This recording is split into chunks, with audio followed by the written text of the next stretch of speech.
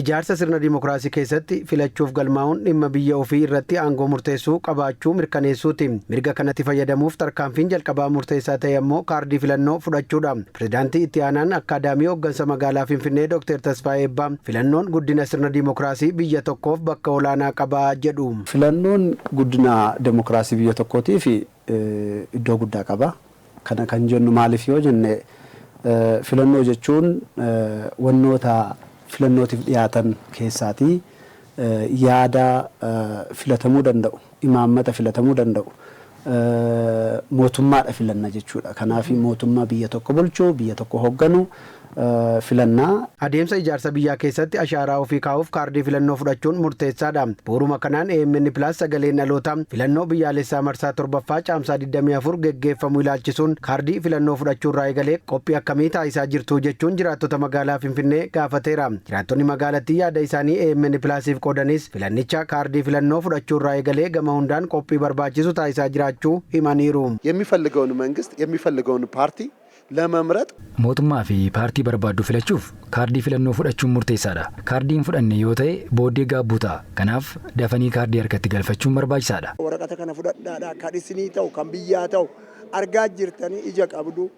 hundumaafuu hin agartanii ummata kana kan taaggalu nama ta'uuf hin argitanii jirtu. Ummanni kun kan isinii ta'u filadhaa jechaa jira. Mootummaan amma mirgaan kenneera. Namni fudhadhaa namni kamuu filadhaa waan isiniif ta'u filadhaa jedhee erga dimookiraasiidhaan gadhiisee dimookiraasiidha filannoo jechuun dimookiraasiidha.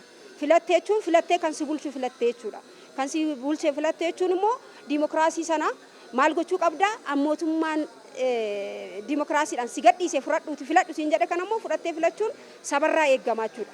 Kaardii filannoo fudhachuun qofti galma miti kan jedhan jiraattonni magaalaa Finfinnee kunneen garaagarummaa siyaasaa qawween osoo hin taane kaardii filannoo hiikuuf namuu imaammataa fi manifestoo paartiileen siyaasaa filmaatiilee miidiyaa garaagaraa fayyadamuun dhiyeessaa jiran madaaluun yaada biyya fayyadu filachuuf guyyaa filannoos sagaleesaa gatii olaanaa qabu kennuu akka qabu dhaamaniiru.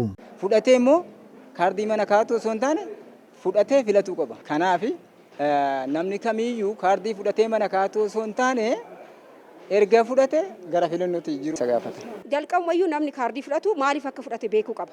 Erga fudhate immoo bahee mootummaa isaaf ta'u filata jechuudha.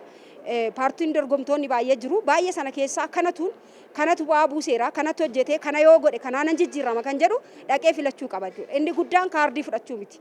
Kaardii fudhachuun inni akka waraqataatti ilaaluu dandeenya. Dhaqnee too filachuun garuu bu'aa qaba. Bu'aa guddaa qabaachuudha. Dhaloota dhufuufis, korniyaadhaafis, biyyattiidhaafis sabab sallammii kamiifiyyuu fudhatee filachuun gahee nam tokkooti jechuudha. Qabanjaa yaala xiyyiit ይሆናል.